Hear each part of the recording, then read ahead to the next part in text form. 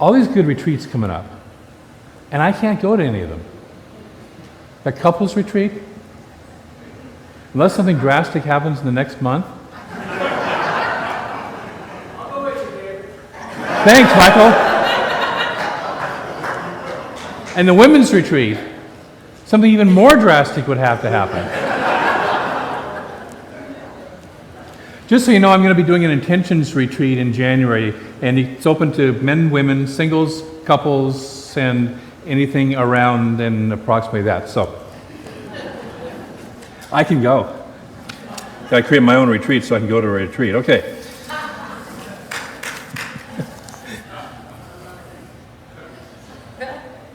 How's everybody today? Great. Me too. Our talk today is on seeing Spirit everywhere. Seeing the presence of Spirit.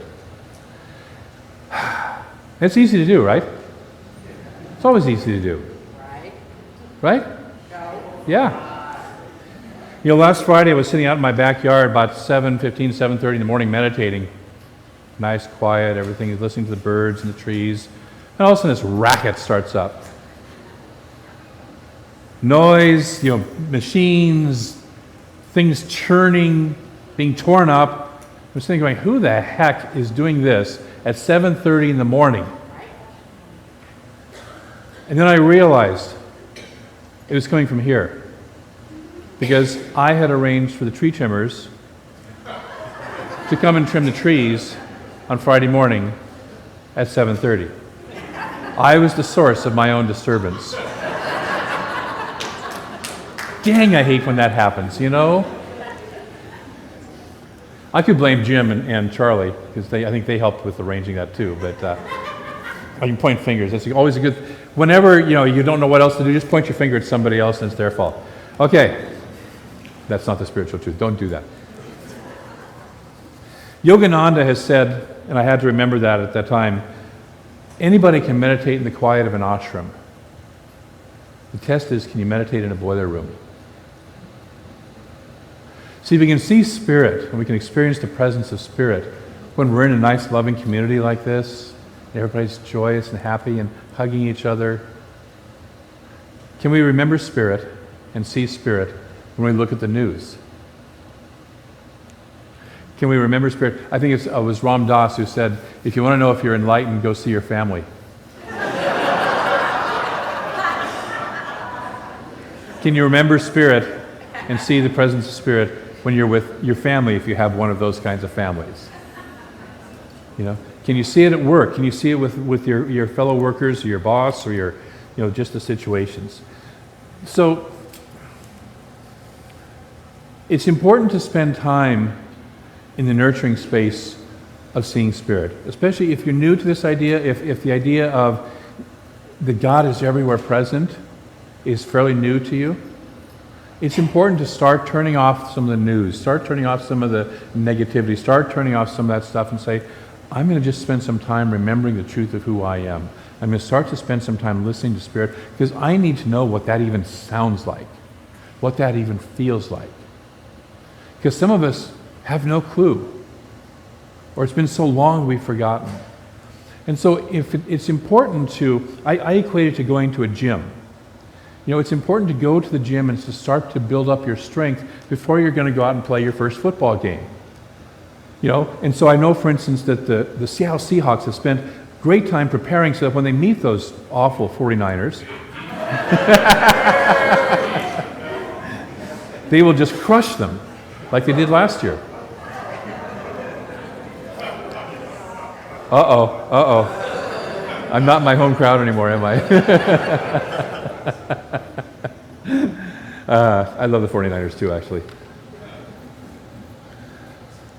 But we spend time in that gym. We spend time in that process of learning. We spend time in deepening. We spend time saying, what does it feel like when I'm experiencing Spirit? Because we've so forgotten and we've gotten so taken away from it that we have to start to remember. And so we do spiritual practices. We do practices like meditation, which is simply sitting and listening to Spirit. Taking the time to sit and listen. And so many of us don't do that because we're so caught up in the busyness of our lives. It's like quiet the system down. Have you ever listened to your body and you notice it's kind of going buzz, buzz, buzz, buzz, buzz, buzz? It's the time to take a breath and quiet it down. And so we start to listen to Spirit. We start to do a process called visioning, which is in another way listening to Spirit, but it's listening to Spirit with a purpose. It's taking a question into that consciousness and saying, now that I know what that voice feels like, now that I know what that sounds like, what's the answer to this question?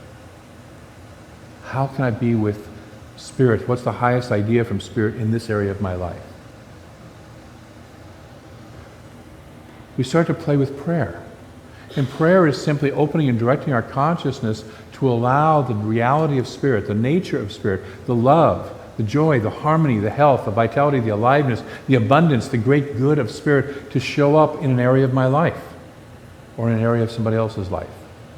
I shift my consciousness. I get my consciousness in alignment with the divine so I can start to do that. That's prayer. We put into practice the practice of study. Reverend Mary was talking about the wonderful books that we have. It's fill your mind with that which supports your remembrance of who you are. Because so often we're filling our minds with some other stuff. Have you noticed? Maybe not you, but some people that you know might. You probably have a cousin out there or a friend who fills their minds with other stuff. Fill your mind with the stuff that takes you to a higher place, and that's study. I start off my message in the upcoming newsletter with one of my favorite quotes from Grace Slick, "Feed your head," which is actually out of the Alice in Wonderland. What are we feeding our heads? I think she was kind of referring to something else, but we feed our heads. What do we feed our heads? We care so much about what we feed our bodies. What do we feed into our minds? And so being aware of that. That's study. We practice by being in service. It's been said that if you're feeling unhappy and down in your life, go help somebody else. Go reach out. Go do something. Get out of your little box of misery and suffering and go reach yourself out. So we become of service. We have a wonderful consciousness in here of seva, which is spiritual service. We can all, I've volunteered unconsciously in my life. How many people here have volunteered and just, you show up and your body's there. Maybe even your intellect is there, but your soul isn't really there, or your heart's not really there. And so this is about getting your soul and your heart into giving, into being of service. So we call it seva, sacred service. And so we become aware of it's God giving to God. And so we start to be in that consciousness. So that's another process, is service. And then there's the practice of giving. And giving is what we give, where we start to give what it is that we want to experience more of in our lives. If I want to have more love in my life, guess what I need to do? I need to give some love.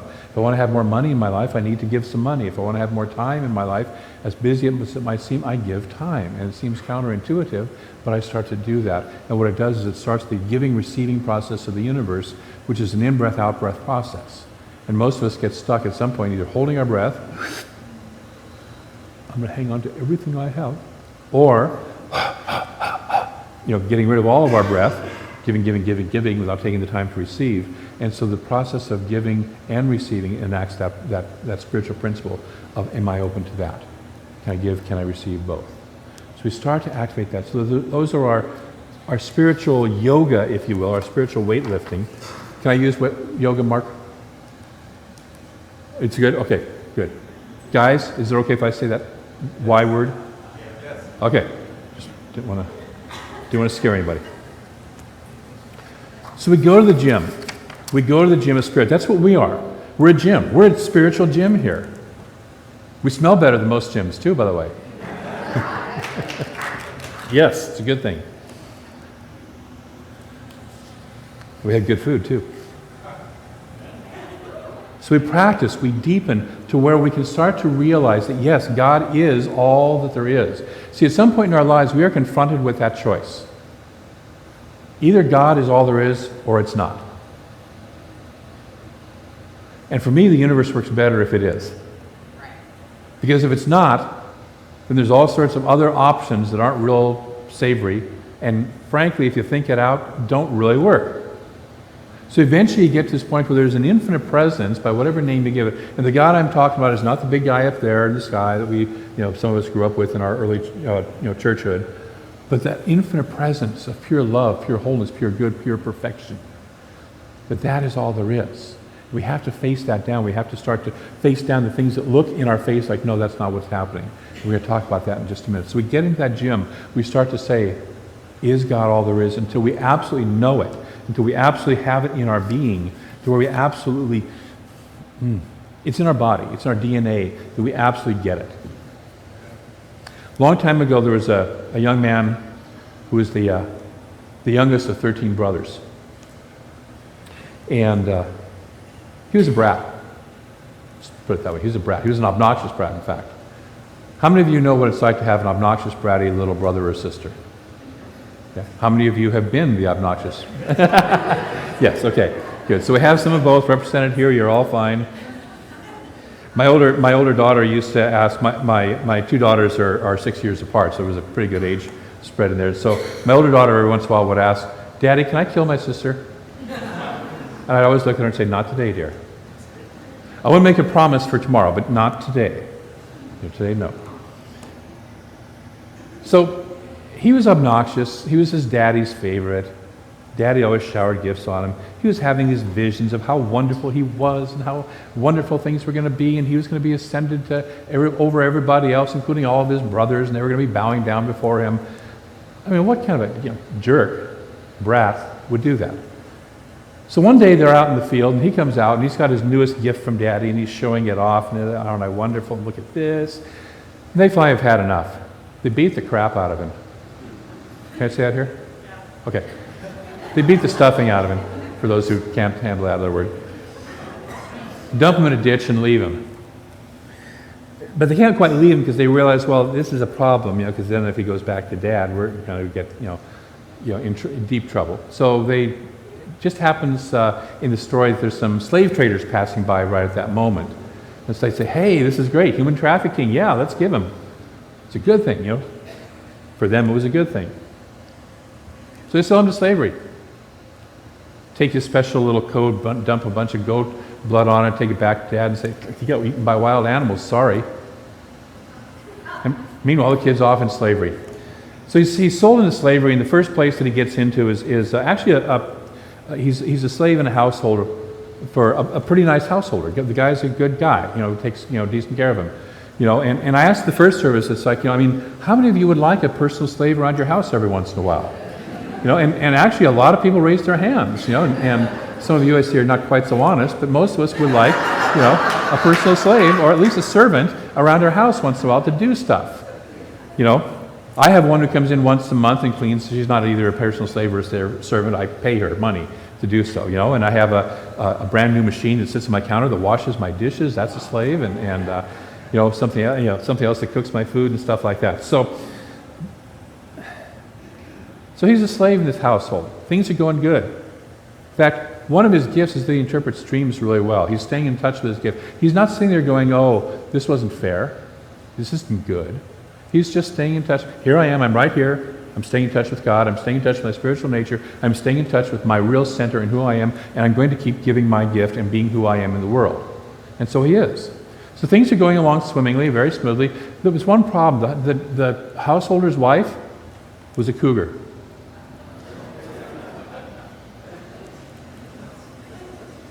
Young boy, good-looking guy. She wants him. Unfortunately, the young, studly guy has both morals and integrity. She's frustrated. In fact, she's so frustrated she finally says, fine, the heck with you, I'm going to yell rape. And that's what happened. And of course, when you yell rape and you're the homeowners and you've got this lowly slave, who do you believe if you're the authorities? The wife, the homeowners. So he ends up in jail. Is this good? Is it fair? He's not involved in that question. He's in jail. What does he do? He keeps on going. He keeps on doing what he does. He keeps in touch with Spirit. He keeps on, the head of the jail, has a couple of troubled dreams, and so he's interpreting the guy's dreams, helping him out. Pretty soon the jailer is in a meeting of the head of the whole country, and that guy's having some dreams, and all of his advisors can't figure out what the dreams mean. And the jailer says, well, I got this kid in my jail that's kind of, pretty good at that, So the head of the whole country says, bring him on, might as well. Nobody else has been able to figure it out. And so the kid comes in and makes sense of the dreams. That there's going to be 10 years of great prosperity in your kingdom, and then there's going to be 10 years of famine, and you better be preparing for that 10 years of famine now. Store a bunch of, store your food up, store the stuff up. And so he says, that makes sense. That finally makes sense. And so he says, the heck with you being in jail. Why don't you come out and be in charge of the whole food stores and this whole program of storing stuff up? In fact, we'll make you about second in command in the country. So there he is, second in command of the country. The years of prosperity come, they save all sorts of food, the famine hits, and pretty soon, and they're in good shape because they've saved. They've got all the stores, all this stuff, and pretty soon people from countries all around them are coming to them saying, please, can we have some food? Because they're out. And eventually, guess who shows up? His brothers. Yeah. And he recognizes them. They don't recognize him immediately. He recognizes them. He kind of messes with them for a while. And they finally realize who it is, and they're sitting there going, so here they are in his country, with all the guards and all the stuff, and they're like going, oh dear. Probably deeper word than dear, but And finally he looks at him and he says something, it's one of the most profound things that is said in the Bible. And that is, what you did, you intended for evil, but God used it for good. What you did, what was done, was intended for evil, but God used it for good. And God can use it for good only because he stayed in touch with Spirit and not focused on, poor me, why did this happen? What in my consciousness? What in my karma? What in my stars? Or, whatever caused this to happen. I'm going to stay in touch. I'm not going to worry about that stuff. I don't care what caused it to happen. I'm going to stay in touch with Spirit and do what is mine to do. Take a breath. So that's my invitation. Part of my invitation is that as we look at this stuff, that we stay in touch with Spirit. So as we build this strength, as we do this gymnasium stuff, as we get deeper into our spiritual practice, as we start to get anchored in knowing that Spirit is all there is and we're one of it. That's the other part of the equation, by the way.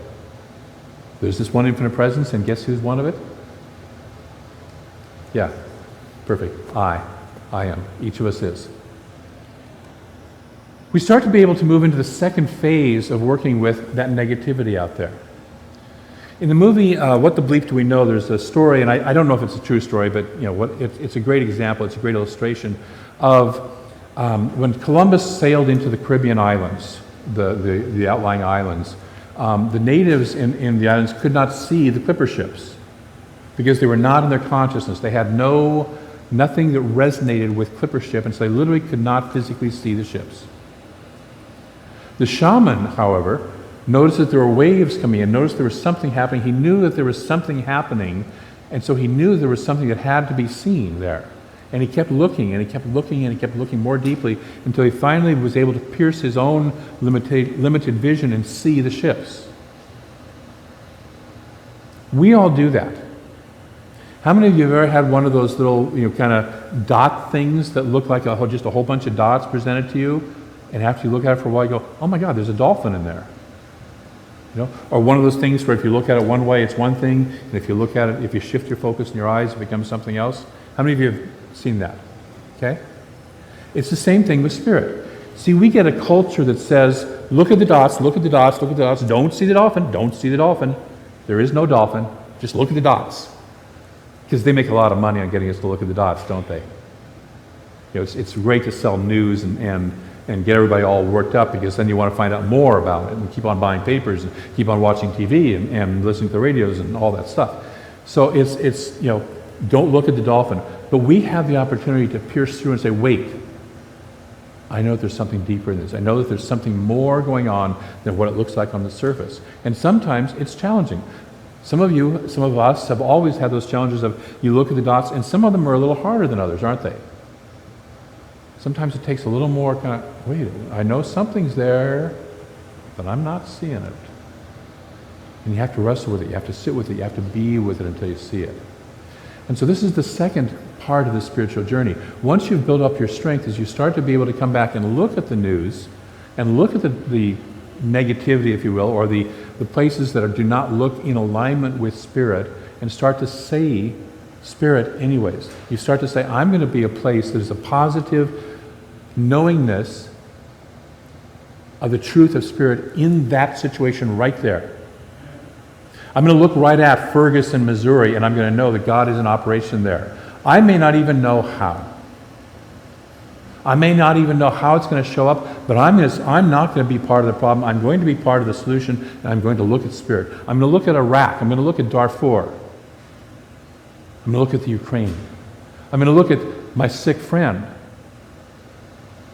I'm going to look at my messed up relationship. I'm going to look at whatever it is that I need to do and say, and yet I know Spirit is right there. And I choose to face that. I choose to know that. I choose to see that no matter what. See, one of the challenges we have as religious scientists is we get this question that says, how can you say life is good when this is happening or has happened? And we all have a this, don't we? Or many people do. And the companion question that goes with that is, how could God let that happen? I'll take that one first. My favorite answer to that is God doesn't let or not let anything happen any more than the law of gravity lets or doesn't let somebody fall over. How many of us have fallen over at some point in time in our life? All hands should be up. We all learn to walk. As my friend Mary Morrissey says, we all failed our way at walking until we learned how to walk. We all failed to learn how to ride bicycles until we finally did learn how to ride bicycles. So gravity doesn't let us or not let us. My favorite metaphor when they were both alive was you take the Dalai Lama and you take Osama bin Laden, put them on top of the Empire State Building, shove them both off. They're going to have the same experience of gravity. It's going to work the same way for both of them. Gravity isn't going to look at Osama bin Laden and say, oh, you are such a wonderful, sweet, beautiful man. You are a freedom fighter who's courageous and taking on those oppressors in the United States and all around the world who are trying your country. I'm going to just land you so gently. And you, Dalai Lama, you've oppressed your people and kept them behind for centuries. I'm going to splat you on the ground even harder. It doesn't do that. That is how we think about the Dalai Lama and Osama bin Laden here, right? Oh no, there's a different idea about who's good and who's bad, right? We kind of think Dalai Lama's a pretty good guy, right? We kind of think of Osama bin Laden, not so much. But are there places in the world that think bin Laden is a hero? Deep breath. Are there places in the world that think the Dalai Lama is an oppressor of his people? Yes. Go to China. If you don't know, go to China. Or listen to the Chinese people. They've been fed this whole thing that says that. So the good, that's why we refer back to the good. So there's good that's relative. There's the good that's relative. That's not the good we're talking about. The good that we're talking about is the good that is God's good, the largest, the most infinite idea of good that you can think of. And that's where you have to trust and say, this is working out. I may not even know how. I may not understand it. Why did 6 million Jews have to lose their life in the Holocaust? I don't necessarily understand it. I have some ideas maybe, but I don't necessarily understand how that's good, and yet I know that there is a God that is good, and there is a good that has come out of that, and is continuing to come out of that. Why are there children who go through situations that we would never put our worst enemy through? I don't know. And yet I trust the infinite presence of God, that there's something behind and beyond all this. There's more than I know. There's more than I know. We've all had situations in our lives where when we looked at them, when we were going through them, we said, this is really bad. We've had divorces, breakups, we've had diagnoses, we've had financial failures, career failures, all sorts of stuff. And we look at them and say during them, this is really bad. And yet, when we look at them down the road, 5 years down the road, we look back and oftentimes can say, thank God that happened. If I hadn't been fired from that job, I would have never started this new career. If I hadn't gotten out of that relationship, and it took a nuclear bomb to get me out of that relationship, because I went kicking and screaming and clawing marks, but if I hadn't, I wouldn't be as happy as I am today. If I hadn't had that diagnosis, I wouldn't have made myself as healthy and appreciated life as much as I do today. Is it good or is it bad? So we talk about God being good and God being perfect on a level that's higher than our relative human level. Does that make sense? Yes. Okay. So that is the God that we're talking about. That is the good that we're talking about. And that is the consciousness then that we bring when we look at a situation and we look and say, I'm going to look at that and I'm going to claim that there is a good here and it must show up. And it's a good that blesses everyone. It's not just a good for some. That's not how God works. It's a good that blesses everyone. I may not know what it is. I may not know how to bring it about. I may not know it, but I'm going to put my consciousness, knowing that consciousness is cause, onto that and claim and insist that there is a good there and it must show up. And so that's the second level of playing with seeing God everywhere. It's when it starts to get more difficult and more challenging. Ralph Waldo Emerson says that when the act of reflection takes place in the mind, when we look at ourselves in the light of thought, we discover that our life is embosomed in beauty. The soul will not know either deformity or pain. If in the hours of clear reason we should speak the severest truth, we should say that we have never made a sacrifice. Take a breath.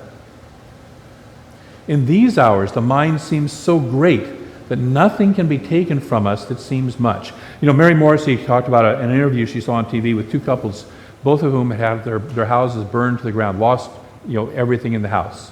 One couple was sitting there crying their eyes out and just, oh my God, it's terrible, we've lost everything. And the other couple was saying, we're so grateful, we're still alive, all of our family came through, we're happy. Sure, that stuff, we lost that stuff, but that's just stuff, okay? Two different attitudes about the exact same experience. All loss, all pain is particular. The universe remains to the heart unhurt. There's a part within each of us that has never been hurt, that has never been wounded, that has never been sick, that has never been broke. Take a breath. Find that part. No man ever stated his griefs as lightly as he might. Isn't that a great line? No person has ever stated their griefs as lightly as they might. We like to take our griefs and kind of build on them, right? You know what so-and-so did to me? Oh man, it's awful. In fact, it's going to get awfuler. It's even more awful. No man ever stated his griefs as lightly as he might, for it is only the finite that has wrought and suffered. The infinite lies stretched in smiling repose. Ernest Holmes used that line several times in the textbook too. He loved that line. The infinite lies stretched in smiling repose. It's only here at this level where we're playing on this earth that we're struggling and striving and having these experiences. It's like walking into a movie theater and here's this movie, this disaster movie or action movie or whatever going on, or really sad movie going on, and we're having this experience and we're feeling these emotions, and meanwhile, we're fine. Bruce Willis really isn't shooting at us. Or the bad guys aren't shooting at us. Okay? We're fine. Are we willing to see spirit in everything? Are we willing to see past the illusion, past the appearance? Emerson also says that it is easy in the world to live after the world's opinion. It is easy in solitude to live after our own. But the great person is the one who in the midst of the crowd keeps with perfect sweetness the independence of solitude. Can we walk through the crowd? Can we walk through the crowd of news? Can we walk through the stuff and say God is all there is? That is our challenge.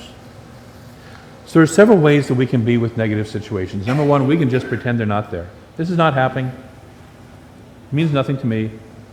That's those people over there. We've all done that at some point in time in our lives. It's called the, see no evil, hear no evil, speak no evil, it's not happening. One of my favorite Frank Zappa songs is it can't happen here. It's not happening. Another way is we do consciously turn off the news for a while. While we build up our own strength, while we build up our own ability to remember who we are and what God is. And we have to do that. It's okay. We have to do physical therapy. We have to do rehab oftentimes from the injuries that we've sustained in life. Okay? So it's good to take time to do that. What I advocate is during that time you still pray for the world. You may not be praying for anything specific, but you just pray for the whole world, for the light and the love and the harmony in the world. Then the third thing that we do is we start to see the news as our list of prayer requests. We can come back to the news and we start to see it as prayer requests. Where is it today that I'm going to be praying for specifically? I'm strong enough to be able to look at this and know that God is greater and that I as God am greater, and I'm going to know the highest and greatest good is showing up in that situation right here, right now. I will not buy into the illusion that I'm seeing. There's a fourth and final way that I want to talk about. It's a deeper path. And that is we look at the news, we do all that other stuff, but then we also say, and where does that live within me? Where does this shadow live within me? If we are all one, Ferguson, Missouri is happening within me somewhere. If we are all one, Darfur is happening within me somewhere. Racism, homelessness, human trafficking is happening within me somewhere. It lives somewhere in my consciousness. What do I need to do to heal it? Take a breath. Because this is the tough path. This is the deepest and most challenging path. This is where we start to look at the shadow within ourselves. And sometimes it seems so minor. Yesterday I had a kid, I was driving down the street and I had a green light, and this kid carrying his skateboard, not even riding his skateboard, carrying his skateboard, stocking cap, slouching through with some freeze drink in his hand, came walking through the crosswalk against the light. We all had green lights and we all had to wait for him as he, through. I had a couple thoughts about him right away. Fortunately, I was working on this talk, so I immediately caught myself and said, and that's separation right there. That's separation right there. I'm judging him. That's separation right there. As I was talking at the first service, I said, and by the way, when I was about 17 or 18 or 19, with my hair down to here, with that attitude to the world, guess what I would do every once in a while? Walk through the crosswalks in the wrong, yeah. So I got to look at myself, some years back, 10 years back, 20, maybe 20 years back. Am I in judgment? Where am I in judgment? Where do I hold somebody in separation or some group of people in separation? Where is the homelessness existing with me in me? Where am I not willing to support the part of me that needs a home? Where am I not willing to deal with the shadow? We start to look at that. And again, that's a deeper spiritual practice. Some of you may not be ready for it yet. Others of you, you're sitting there going, yeah, it's time for me to do that. But where does that shadow live within me? And how can I start to heal that within me, knowing that I am one with everything, and where it's healed within me, it starts to get healed within the whole world. Okay? So this week what I'm going to invite you to do is, one, keep breathing. It's to just notice how you handle, quote, negative situations. Just notice where you are. Just pay attention. Do I just avoid them? Do I just, I don't want to know about that? Am I consciously saying, I've consciously stepped away from that for a while so that I can strengthen myself, so I can do the rehab, so I can really get grounded in knowing Spirit is all there is, and I'm consciously, actively doing that. I'm taking classes, I'm doing my meditation, I'm doing spiritual practice, I'm doing all this stuff to make sure that I know that I'm an athlete ready to go out into that world. Am I at the point where I'm already trained as an athlete, where I really get it? And I can look at those situations and say, that is not the truth. And I stand and know the truth of the situation, and I'm a place of light, of love, of wholeness. And finally, am I ready to be a place that even takes it deeper and goes, where in my consciousness does that exist, and how can I release it through my beingness? Instead of pointing and saying, that's happening over there, how can I say, where is that happening within me, and I let go? So my invitation for you this week is just to pay attention, and then secondly, to notice, am I ready to up-level yet? Wherever I'm at, am I ready to step into a new level? And the answer is either yes or no is okay, but just notice. So are you willing to play with that, to see Spirit's presence, to wherever level you're able to see it this week? Yes. Great. Thank you. I want to close with a quote from Ernest Holmes. He says, "We will not refuse to help the helpless or lift the fallen, but we will refuse to wallow in the mud because of our sympathies. We should learn to control our thought processes and bring them into line with reality," and that's a capital R, reality. "Thought should tend more and more toward an affirmative attitude of mind that is positive, that is stable, and above all else, toward a real unity with Spirit that is already complete and perfect. We should be able to look a discordant fact in the face and deny its reality, since we know its seeming reality is borrowed from illusion, from chaos and old night. We should be able to look at a wrong condition with the knowledge that we can change it." I invite you this week to look at the world, to look at wherever it is that you're called to look at, whatever's calling you that says, this really hurts. And to start to say, and I'm going to be a place where I change that. Are you willing to go there? Yes. Great. Let's take that into prayer. And so I know that there is one infinite presence, only one. And it is love. It's not loving, it is the love itself. It is wholeness, it is harmony, it is abundance, it is life, vitality, it is joy. That infinite presence is all that there is. And because it's all there is, I know that each of us is one of that presence. And every situation, everything is one of that infinite presence. It is simply God experiencing God as itself and through us. And so we are already one of the love. We are already one of the harmony. We are already one of the abundance. We are already one of that life energy and that joy. We are one of that already. We can never be separate from it. And so we today recognize that, and I speak my word that we recognize that first within ourselves, more deeply than ever before. We recognize our magnificence. We recognize our oneness with the infinite and our oneness with each other more deeply than ever before. And then we allow our true nature, that nature, our God nature of love, of joy, of harmony, of great good, of health, of wholeness, of strength. We allow that to manifest more fully into this world, however close or far from us, more fully than ever before. We allow ourselves to be openings for God to do its work through us, to express its true nature through us. We get our bloated nothingness, we get our negativity, we get our fears, we get our judgments, we get our old stuff that we were taught out of the way. As the song said, we let them go.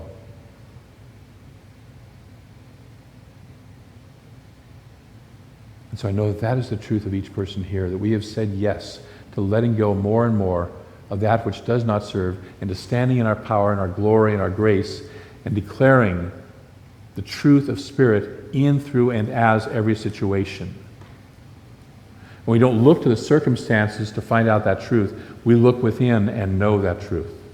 We stand in that inner knowing, and we let it shine out from us. And so I'm grateful for all of the good that manifests from this process for each of us and for the world globally. Because we are beacons of light and beacons of power and beacons of love in this world. And just us shifting our consciousness will shift the consciousness of the world. And so I'm grateful for this process that is happening. I'm grateful for the yes that we have said to this.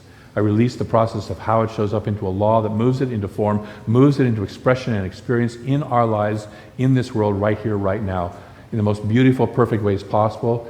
And we simply say yes, yea, and amen. And together we say, and so it is. Thank you.